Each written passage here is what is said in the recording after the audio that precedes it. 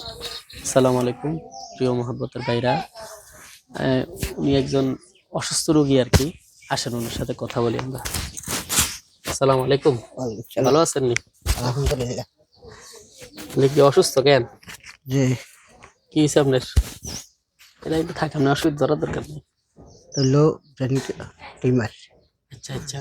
আর হলো মাজা ভাঙছে, হ্যাঁ হ্যাঁ। হাড় কুড়ি ভাঙছে, টানকাশ, হুম। এই দুজন দিয়ে চলতে পারি না। বয়স কত হয়েছে আপনার? বয়স 60। 60। ছেলে মেয়ে কয়জন আপনার? ছেলে মেয়ে 6 জন। 6 জন। ও, তো ছেলেরা খরচপাতি দেয় না বা চিকিৎসার ক্ষেত্রে? দেখ সামান্য কিছু দিলে কি হয় না তো। আচ্ছা আচ্ছা। তাই আমরা দেখি আপনার